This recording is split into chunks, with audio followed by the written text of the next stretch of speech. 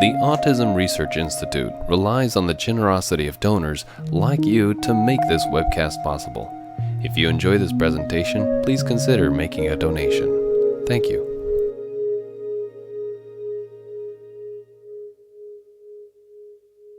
Now, before we get started, I'd like to introduce our speaker. Kelly Barnhill is the director of the Nutrition Clinic at the Johnson Center for Child Health and Development. She's a certified clinical nutritionist with over a decade of experience working with nutrition in children with autism and related disorders. At the Johnson Center, she directs a team of dietitians and nutritionists that has served more than 3,000 children through this practice. In addition to her clinical practice, Kelly also serves as the clinical care director, overseeing management and implementation of multidisciplinary care across the practice within the organization. These webinars are made possible through generous donor support. If you'd like to contribute, please visit our website at autism.com. And now I'm going to turn it over to Kelly. Thanks so much. Thanks so much, everyone, for joining us. I'm here today to talk to you about meal planning and really using that as a technique and a strategy to avoid mealtime meltdowns and short order cooking, so that you're cooking 3 meals for three different things for 3 people sitting at your table. And this is really a strategy that we employ both personally, and we coach our families through so that they can be successful in minimizing the stress around putting food on the table every day. So just jumping right in, to let you know what I want to cover today and what I can't cover in the time that we have together. I want to spend some time about why we do this and what the strategy is for managing the meals, for managing meal planning, and how to be successful with that. I want to give you some tools and tricks to simplify it further. And then I've saved a lot of time to field questions on specific dietary needs or specific dietary interventions and any planning questions you might have. So what won't we cover today? Given time constraints, it's really outside the scope of this talk for me right now to talk about any particular dietary approach and give you a dietary plan that fits any particular recommendation. So I won't be talking about an SCD diet plan, for example, and I won't be talking about a specific gluten, casein, soy-free diet plan and giving you something like that. But please note that any and all recipes that we reference or sites that I send you to and resources that I offer are sites that are supportive of GAPS diets, specific carbohydrate diets, paleo diets, etc. Also, know that I've budgeted about 35 or 40 minutes for this talk today to work through organizational strategies and plans, and the remaining 15 or 20 minutes, I'm happy to answer any questions regarding specialized plans as well as general strategies for success. So why is planning important and how does it help you? Well, I think the demands on our time as parents, and particularly as parents of children with special needs, are great. Balancing our roles as parents with our work and our school and community commitments is completely overwhelming, and layering in that extra responsibility to truly case manage care for a child with specialized needs kind of tips that balance further into the world of chaos. So everything that we can do to simplify, I think, is beneficial.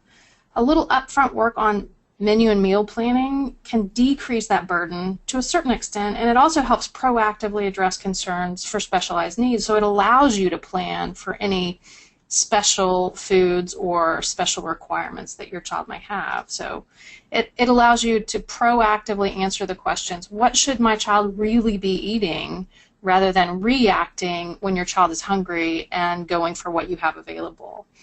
It allows you to approach concerns like picky eating or selective eating with a strategy and a goal and an objective, and not reacting in that moment, and often offering a second or a third meal choice rather than really having a plan of attack. So meal planning can help you create something, a strategy, really, to target those issues and concerns head on and not require reacting in the moment so that you are more stressed and less likely to be able to move forward in a way that is simple, calm, productive. So in terms of planning ahead helps, just a few tips and tricks. It allows you, number one, to meet your nutritional standards. So to understand what you want and what you want your nutritional standards to be. And it allows you, one, in the short term, to avoid poor choices. So knowing that you have a slow cooker on the countertop at home with a healthy real food meal rather than stopping for food on the way avoids a less beneficial short-term choice, but it also avoids the establishment of poor food habits. So you get out of building that as a routine and you get into building a healthier routine. It also allows for you to be proactive in thinking about allergies or food preferences, seasonality of food that's available. It allows you to really consider your monetary budget and your equipment and even your skill set. And skill set becomes important because you really want to be in a place where you can allow various family members to participate in this process, so you can plan for meals that are simple enough for your child or children to help you prepare. Know that this approach seems time and labor intensive initially, and it is. Some families also are concerned that it is financially intensive and it's more expensive, but actually in the long run, when you plan and prepare in advance, the takeaway is that it's much less expensive to go this route than to go with prepared foods or fast food meals or restaurant options. So ultimately, planning can reduce the stress and the overwhelm for families facing so much of that already. This really does decrease the total load. So I just want to spend a few minutes talking about the components that should be included in a healthy meal plan. And for us, these are the basics, but that means real food. So number one, plenty of water, and we talk about this often, and you can find our recommendations for water online at autism.com and several other presentations about nutrition. But essentially, we aim for 1 ounce per pound of body weight of good, clean water. And then lots of whole, unprocessed foods. So clean, fresh produce, vegetables, fruits should be the primary source of the food that you put on a plate. Proteins that are helpful, and fats, good, healthy fats are important as well. The bulk of what you want to eat clearly comes from those vegetable-driven carbohydrates, and that is a recommendation that is across the board on multiple interventions and multiple diet plans in a variety of diets that are built for diseases, disorders, and overall health. But essentially think about it as a Mediterranean diet approach, and then as the baseline, and then build from there. If you want more information on those approaches for just the philosophy of this approach to food, look at authors like Michael Pollan, who's written Food Rules and In Defense of Food, and Mark Bittman, who's written Food Matters. There are several other things like the Food Matters cookbook that's well. Mark Hyman has come up with several books as well that are helpful in this area. So all of those will tell you about the thought process behind that recommendation. And then beyond that, you can use those tools to direct and guide you to basic cookbooks that follow that approach. So just remember, healthy carbohydrates, primarily from vegetables and fruits.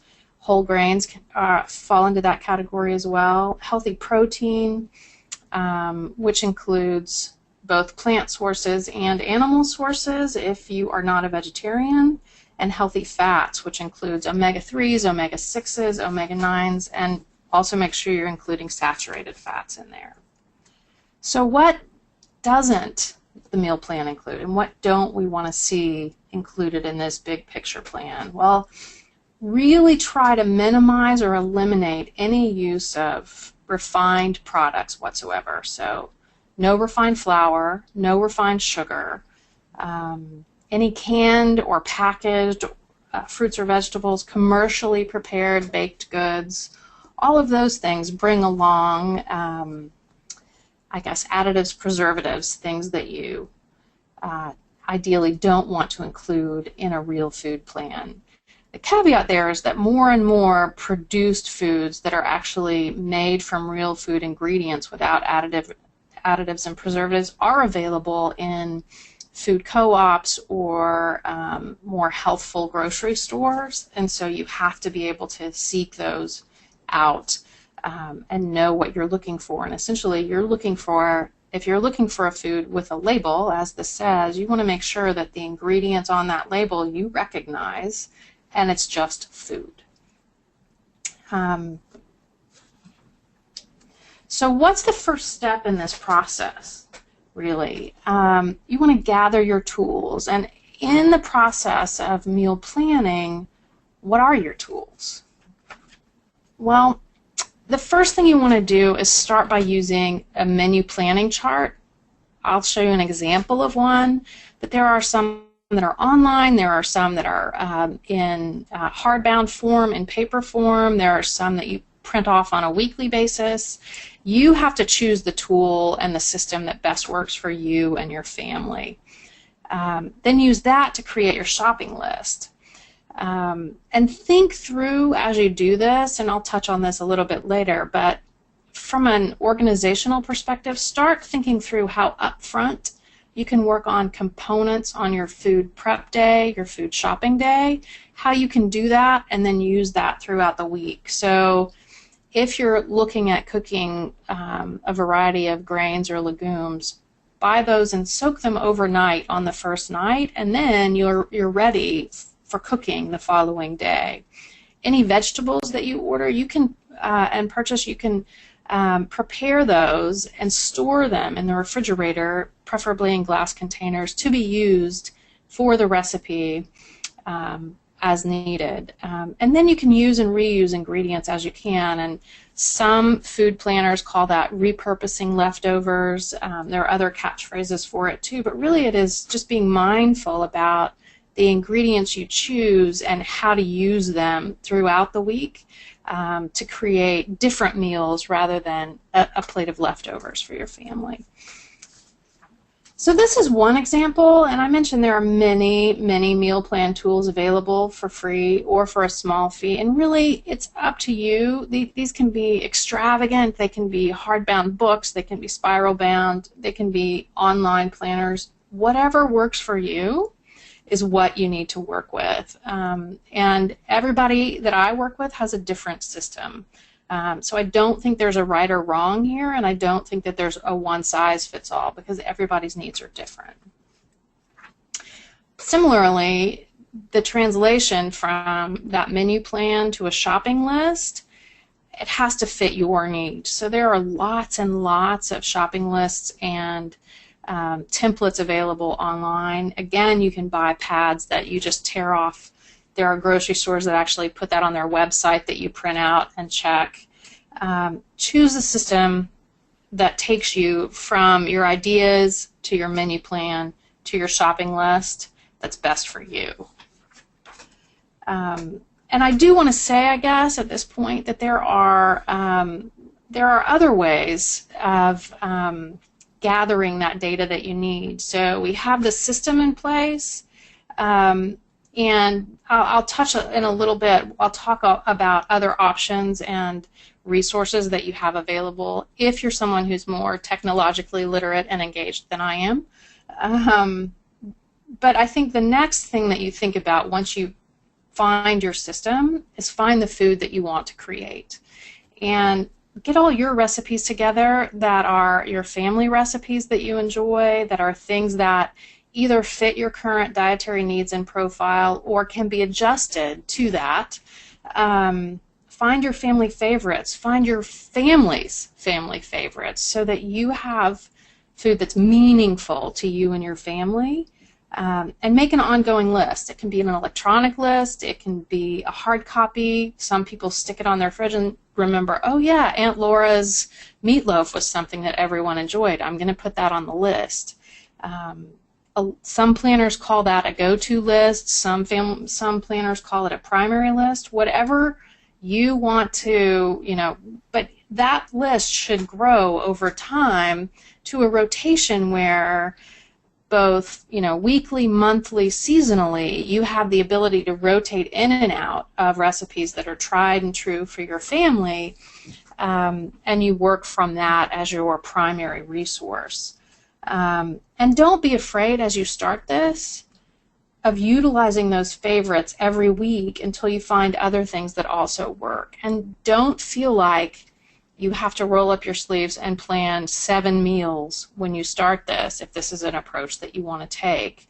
If you're only eating 2 meals at home a week right now, start there. Make a plan for those 2 meals, and then expand to 4, and then expand to 6, and then move to a full week if that's an easier approach for you and your family. There are also hundreds of high-quality cookbooks and real food online resources available now. This is just one example. She also has a website that's phenomenal. Other sites you might want to look at that are appropriate for those following a gluten-free, dairy-free, paleo approach could include Nom Nom Paleo, or 100 Days of Real Food, or Against All Grain. There are also links to other great sites within those. So I think that's a good starting point, but truly there is a wealth of information that has been out there for several years. People are trying them and reviewing them, so you can put your hands on high quality, specialized dietary diet recipes fairly easily.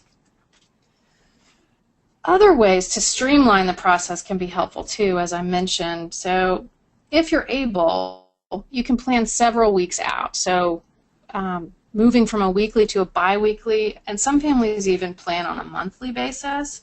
But that allows you to access bulk shopping resources such as co-ops. There are larger cities and have shopping co-ops that allow you to access grass-fed meats, for example, pastured eggs, grains, legumes at a lower cost if they're purchased in bulk. There are also shoppers and buying clubs such as Sam's and Costco, and if you can plan in advance for your storage and also utilizing those across a 2-week period or a month-long period, that then allows you the opportunity to purchase and know that it won't ultimately go to waste. If you're in an area where your store offers some form of personal shopping, so some Whole Foods, for example, have a concierge service, which is very reasonable, you can weigh the time and money spent on shopping trips versus the use of this service or an Instacart service, for example, because once your system is set up and you have your needs defined, communicating those to someone else to shop for you can really decrease the stress in this for in some instances, a very minimal cost. Another resource that is, I think, can be highly useful is something called AnyList, which is an app-based program for your phone that allows you to create shopping lists for multiple stores. You can customize them to include as much or as little information as you need to understand what you want. So you can type in 4 organic Granny Smith apples and change from there. It allows you real time to share that information with someone else. So if your spouse or your friend is shopping at the store and you realize, oh, I forgot to put polenta on the list, you can type it into that list on your phone, and there's a prompt for the shopper on the other end that something has changed on that list and they need to look at it. It's interesting that the phone-based app is completely free and downloadable from the App Store, and the computer-based service is available for a nominal annual fee. There are also, and I talk to clients about this often, several high-quality meal planning applications and sites available for people who like specific guidance on a weekly basis. One of those resources is Holistic Squid, which is HOLISTIC, Squid, SQUID, .com, and they have a section on that site called Real Meal Plans.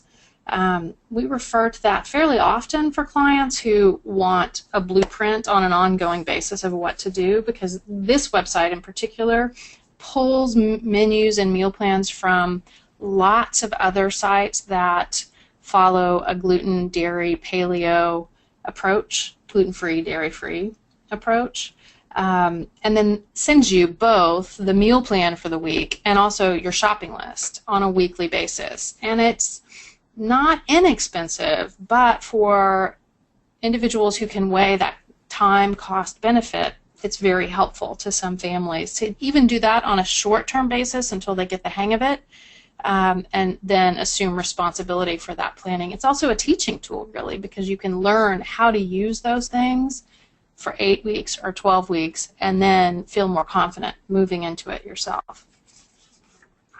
So what's next? I really just wanted to spend a few moments talking about equipment. The basics, I will assume that your kitchen is outfitted with larger pots, saute pans, knives, cutting boards, but there are 3 or 4 things that I think are vitally important as you start to think about moving forward and prepping in bulk or planning for meals that de-stress the weekdays. So using slow cookers, for example, or other gadgets. And really that comes down to, one, a slow cooker. And at any given time, for lots of different reasons, most of us around here have a slow cooker, sometimes 2, going on a countertop. A slow cooker is a lifesaver in a lot of ways because you can find more and more real food recipes that can cook over the course of the day and be ready for consumption at night when your family is home. Slow cookers also are a great resource for creating bone broth, which is something that we recommend that families either consume or utilize in meal preparation in other ways. So Nom Nom Paleo, which I mentioned, it's NOM Paleo.com, has a great slow cooker bone broth recipe that pretty much is on rotation every other week in my home, because it allows you, it then becomes the base for other meals that you're cooking, or you can drink it and consume it straight. So I think these are fairly inexpensive, and they decrease the amount of stress in food preparation on a weekly basis pretty significantly.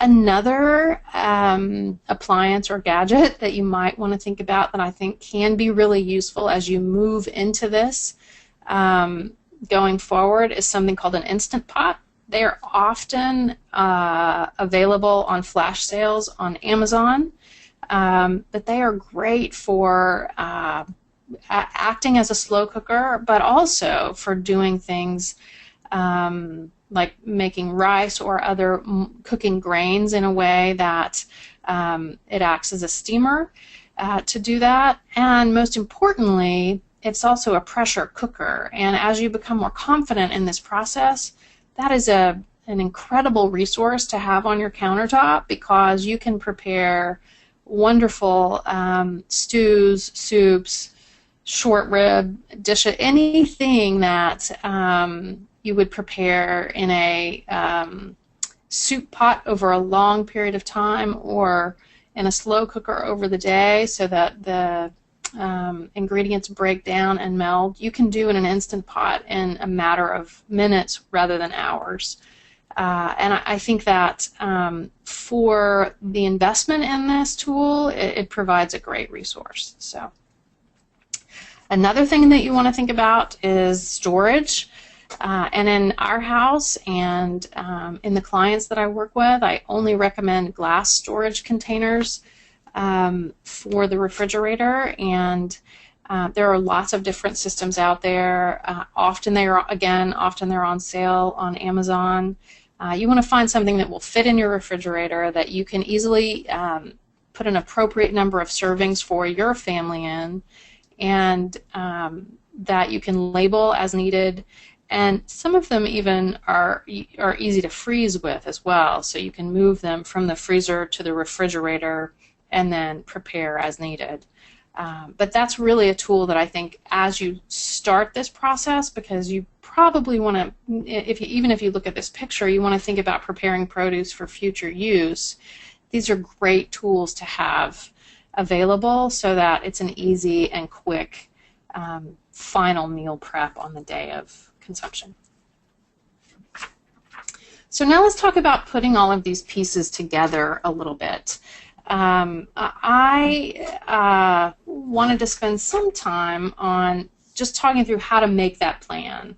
And that really means take an inventory. That's where you start, if you're starting from ground zero particularly. So go take a look at your freezer. Take some time and go through the freezer, see what's still viable in that freezer, and organize what's there. Sort and store by type of food. So if it's a pre-prepared meal, if it's raw fruits and vegetables, if it's meat that has been frozen and stored, create a system in your freezer so that you can easily understand what's there and know what you can use as you begin to plan on whatever day that you choose to be your planning day. Do the same thing for your pantry. Toss anything with an expired expiration date. Toss anything that doesn't fit the criteria of the dietary plan that you want to assume at this point. And once you've done that, move to your refrigerator and do the very same thing. On an ongoing basis, it can be a weekly task depending on how organized you are and keeping it up to date, or it can be a monthly task. And then you just do a simple check-in to see what resources you have available when you're ready to plan the next meal. Go to that list of meals that you created and cross-reference it against what you have in your inventory. That's your next step. So take your list of meals that you really want, or narrow it down to the 5 things that you really think you want to prepare that week. See what you have, see what you need, create your shopping list, and then begin your meal prep. So what does it look like? And I wanted to give you an example, and I don't want to necessarily recommend or prescribe any approach, and that's why I've kept specific foods to a minimum. But I just wanted to give you an idea of how this can work. So on Sunday night, roast a chicken.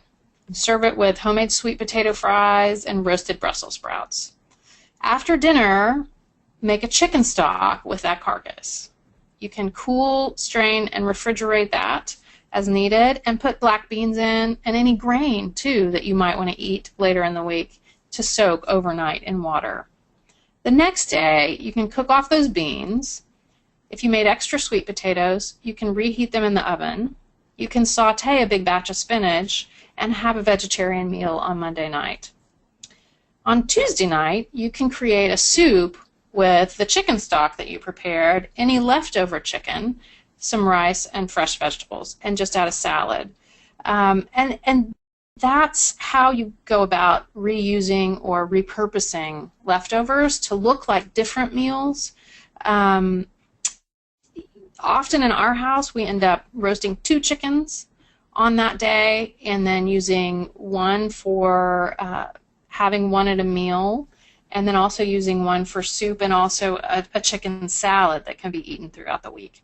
Other families just grill chicken and then use it throughout the week for different meals. But I wanted you to see that with a little bit of planning, you can really take advantage of every piece of the meal and not feel like you're eating the same thing night after night.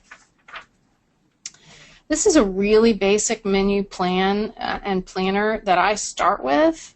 I I work in hard copy still. I don't use online resources in terms of building a meal plan. Sometimes I will type them in after all is said and done. But it's just easiest for me so that I can look and make sure that I've balanced intake of protein, carbohydrates, and fats across a day and within each meal for me to look at a grid like this. And you can find grids like this or make them easily. And finally, I wanted to take a few moments to talk about selective eating. So I'm sure a lot of you are thinking, okay, it's really great to think about having a plan, but what if I put this in place and my child just won't eat what we choose? And these are strategies really that we recommend. It's really important to me when I work with families and we talk them through this that families don't become short order cooks. So for me, short order cooking means you make a meal for yourself and your spouse and child 1 refuses to eat it, so you make that child a peanut butter and jelly sandwich. Child 2 refuses to eat it, and so you make that child a grilled cheese sandwich. And suddenly that meal that you're supposed to be sharing becomes stressful for the person who's responsible for cooking and preparing and putting it on the table because you're constantly meeting differing needs. And I think the way to be successful at this is to model the behavior that you want and set very clear expectations with your child. Now this is, I will say, I'm setting aside any clinically relevant, highly selective eaters who eat 10 foods or less. With those children, you feel you need to, unless you have professional help in the short term, with those kids who eat less than 10 foods, those 10 foods need to be in a rotation in your meal plan at some point as you do this until you have help professionally to expand that child's diet. Otherwise, I think you model the behavior that you want. So you enjoy the food, you enlist friends, family, siblings to model consumption of that food. You don't short order. You tell everyone at the table, this is what I've prepared for dinner. It's simple. Everything that you want to choose to prepare for your family doesn't have to be extravagant, and the more extravagant it is, the more it might raise a child's radar that, oh, I don't know about this. But if you're talking about a simply prepared meal of vegetables, fruits, perhaps protein and other carbohydrates, then there's no reason to think that you've put something that's so foreign on the plate the child will absolutely reject it because it has a sauce on it, for example, or because there are ways that you can adjust what you put on the table to make it appealing and appropriate to everyone there. Other things you can do to minimize any physiological issues are stop the grazing in the afternoon if you have a child, and I have one of these who loves a snack when he comes home from school and then will sit at the dinner table and eat nothing. Minimize that. So a simple snack is good, but coming back for more and coming back for more isn't. Eliminate any calorie-laden fluids. So offer water. Don't offer fruit juice. Don't offer soft drinks. Don't offer milk or milk substitutes. Just offer water to drink so that that doesn't fill the child up. Adhere to a schedule. Whatever your family's needs are, if you define dinner time as 5:30, stick to that. If you define dinner time as 7:30, stick to that. So from a physiological perspective and a behavioral perspective, your family and your child learn that that is when the meal will be served and enjoyed. Focus on positive reinforcement. So even allowing for some children the food to sit on the plate and even having a tiny bite is a big deal.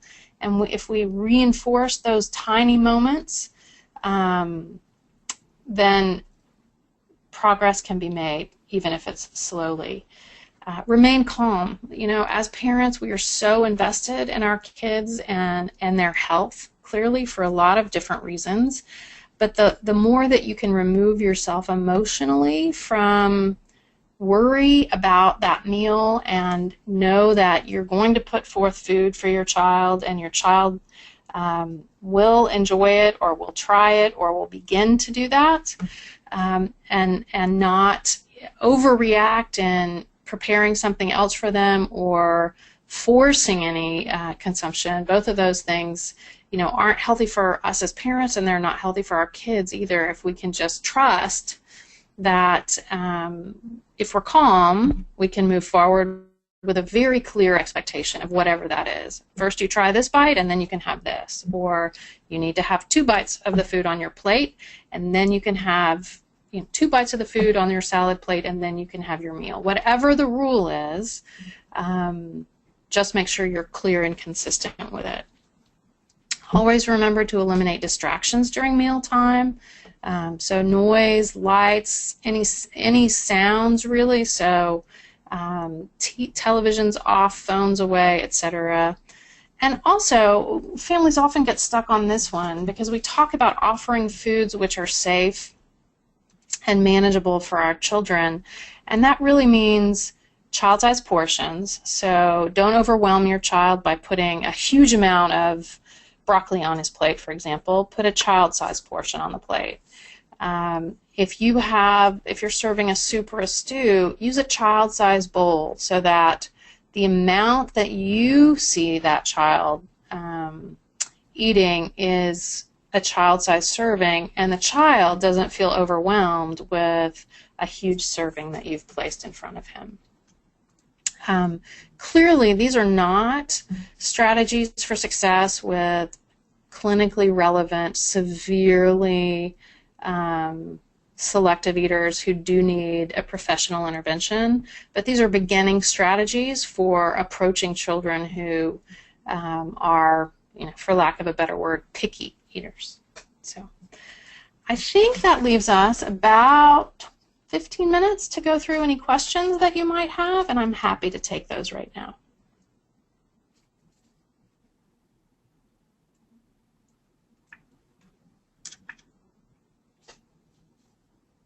Hey, Kelly, sorry about that. That's I'm okay. on our audio system today. Can you hear me now? I can hear you. Okay, great. Yes, we definitely have some questions, so I want to remind everyone who's on the call, if you have a question, you can put it into the question section now, and then we will answer as many as we can. But the first one that we have, Kelly, is about portioning. So I know you've talked about this in other webinars, but I did get a couple of questions about trying to figure out appropriate serving sizes based on like age, weight, and that sort of thing. So do you have some guidelines that you can offer that help with that? Sure, I can speak to that briefly. You can find more accurate information and very specific details on caloric consumption and also pictures that show you, okay, what a child-sized portion would be versus an adult-sized portion. And those can be found on the autism.com website in several of the healthy nutrition, healthy family, healthy kids talks that we have posted there. But essentially, you can also go actually online to the eatright.org site, and that will give you information both numerically and also visually. But when we talk about portion sizes for adults, we talk about an adult, for example, a fruit serving of a half cup of apple slices, for example. But for a child who is a toddler, that serving really would be 3 slices, which is a portion of an adult healthy portion, if that makes sense. So broccoli, where an adult might have 3/4 of a cup of steamed broccoli, a child might have 3 or 4 tiny broccoli trees, we call it our house. For fruit juice consumption, an adult might have 8 ounces and a child should have 4. And that's a bad example, but because I don't really, advocate lots of juice consumption, but that, I hope, kind of provides a framework. And you can find all the details in those places that I mentioned. Okay, great. The next question is from a mom who's asking, what type of professional can help with professional intervention? My son won't eat any fruits or vegetables unless they are dried, such as prunes, banana chips. He literally gags. So I think she's talking about sort of feeding therapy type question. I think, and because my training and my experience has been based primarily in behavioral intervention. I think that working with an ABA therapist or an ABA program who specializes in feeding is the way to go.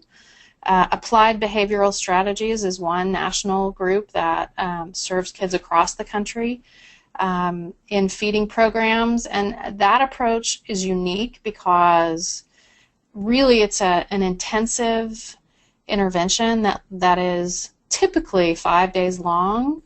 Other programs are 2 visits a week for 12 or 14 or 16 weeks, but this program in particular is intensive enough that the child feels successful and the behavior changes long term. Speech therapists, occupational therapists also offer feeding intervention, but my experience really is that needs to be coupled with a behavioral plan. So if you have an ABA therapist involved, working with your speech therapist and your ABA therapist can also make that a successful approach longer term. Okay, this is a menu planning question. This person says she has 2 teens, 16 and 18, and she needs some help helping them get into new menus. They've had the same sort of menu plan for years, and so I think she's having a difficult time sort of moving away from that. They definitely are drawn towards carbs, and she'd like some hints about ways she might be able to transition that to a more balanced menu plan and get them convinced that that would be okay. My experience with this, both personally and professionally, is that it's always good to have a professional voice involved when you're talking about teens. So any information that you can provide for them from a professional resource that looks at feeding teens, for example. There are several books out there that talk about healthy diets for growing teens. Or a consult with a local nutritionist who can do this and help you reinforce the message that you've been sending seems to be the way to go, because even if that professional spends 45 minutes with you and your children and says the thing that you've been saying for the past year, something is magic about it with adolescents, and it speaks volumes and gets you further down the road. That is not to say that you need someone to do all that meal planning for you if you're comfortable knowing the way you want to go, kind of based on some of the principles that we've talked about. What you as a parent need to remember where they are in at their current ages is they need to be eating a lot more food than we think is reasonable, but they really do. And take that into account as you plan, because if what you're trying to do is shift from a carbohydrate-based, perhaps processed carb diet, they're going to be a lot hungrier initially, so don't be surprised if they're eating more and more food. Okay, this next question is about slow cookers, and I think it was like the instant cook that you showed. So are there versions of those that are safe, that are lead-free or don't have BPA or anything in that, or are there ways to get around that? So there are some quick fixes for older versions of crock pots that are liners, and I don't like those liners either because they have their own set of issues and concerns.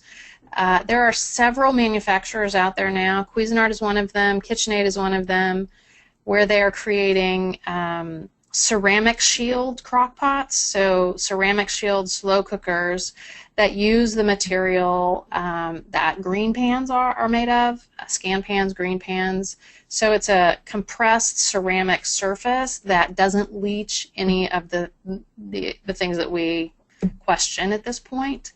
The Instant Pot, I don't think that there are any concerns with it.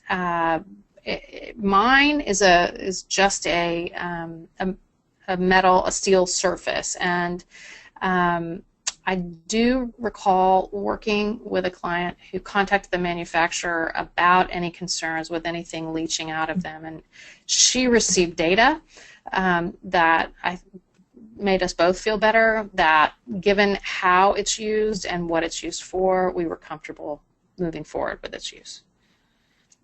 Okay, great. This person's asking about phasing out breakfast cereals.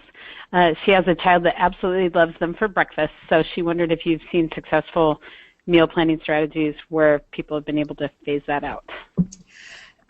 My approach to phasing out breakfast cereals is talking about using them as a snack versus a breakfast, and really teaching that so that they move from being I'm assuming served with milk or a milk substitute for breakfast to a dry cereal that can be eaten like a pretzel, and rotated in and out of a snack routine in that way. And I tell parents to talk about that with kids, like this, we're going to call this a snack now, and this is why. To substitute in for breakfast, what we start with are things like overnight oatmeal, which is made in a slow cooker, or overnight oatmeal that is refrigerated in a jar and is a little bit crunchier. And we talk through that in terms of this is cereal, but mostly what I move families to is away from a focus on grains for breakfast and more focus on other carbohydrates and protein. Okay, great. I know last summer you did a webinar for us about lunches, so I'm going to be sure to get that link to everybody so they can look at that, but I have gotten quite a few questions about lunches.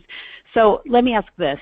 If you're doing meal planning and you've got school lunches and then you have weekend lunches, how do you look at that? I mean, do you look at those things separately, or do you try to prepare a lot of hot lunches, or what are some strategies that can simplify that piece? I think that's a great question, and I do think that webinar speaks to that to a certain extent in terms of materials that you can use for preparing hot lunches that you've made throughout the week. But my strategy, and the strategy that we recommend for clients in terms of lunches, because most families that we work with, if their child is in school or therapy, they want to control the food the child is eating at lunch when they're out of home care. And it usually consists of a rotation of prepared finger foods. So I suggest providing what we call a smorgasbord plate one day a week for lunch, and that is whatever vegetables and fruits that are crispy and crunchy that child will eat and enjoy. Lean protein of any kind, so a smoked turkey breast or a roasted chicken from the Sunday night meal, anything that will offer that protein that we need, and then some form of healthy fats, which can take the form of guacamole with taro chips or a slice of an avocado with vinaigrette. But most of the time, the bulk of the meals, we actually plan for leftovers or repurpose leftovers for 2 or 3 of the days during the week. So chicken and rice soup for Wednesday night, and then chicken and rice soup for lunch on Friday, for example, so that you're portioning in a way that you're not bombarding someone with the same meal 5 days a week, but you are utilizing all the food that you've created to serve your family. Okay, this question's really interesting. I've gotten a couple questions about snacks. So building snacks into a meal plan and a menu plan, that takes some extra thinking, and it also, one person pointed out that a lot of people talk about that being related to the obesity epidemic. So if you're planning snacks between meals, what are some strategies? I mean, we're not all nutritionists, so what are some great snacks that we could build in that kids or even young adults will want to eat? That last part is the hard stuff, because you can never tell what anyone will want to eat, and everybody wants to eat something different. But essentially, when we plan for snacks, and for me, given the diets that we recommend, which are low processed carbohydrate, fairly low, less reliance on grain of any kind really, and higher vegetable fruit content, you want those snacks to be primarily focused on a protein balanced with fat and the carb if they're going to consume the carb. It doesn't have to be a huge snack by any means, but because of that, I want them eating, typically we suggest a meal or a snack every 3 hours. And if you read the research, from a metabolism perspective, that's kind of what we want to be doing to keep our body going. It often avoids that sort of late afternoon meltdown that we have with younger children if we're consistent with getting a between breakfast and lunch snack in and a between lunch and dinner snack in. And for those, we have some great resources in terms of handouts that I'm happy to provide if anyone wants to email. But the basics for us are, a hard-boiled egg with, I'm a big avocado fan in terms of fats, and a handful of popcorn, or other things that we really like are I don't know, Epic bars or Epic bites, which are protein-based snackables that you can pack for your child. And I strongly suggest that you portion it appropriately for your child, because one Epic bar is a high protein dense snack for an adult. So I would, depending on your child's age, either half or quarter that for a mid-morning snack. But we have lots and lots of resources on that. What we steer clear of are typical classroom snacks that schools provide or families provide to be consumed at school, or substitutes for those. So all of those processed carbs that we see, pretzels by themselves, animal crackers, Chex Mix, any of those things that are straight carbs, we steer clear of. If it's something that, you're going to dip, a sweet potato chip that you're going to dip in sunflower butter, for example, and get a little bit of fat and protein with it, that flies. If it's a carrot stick with hummus, that works. But I have lists and lists of those that we are happy as a printable to share with you if you just want to email.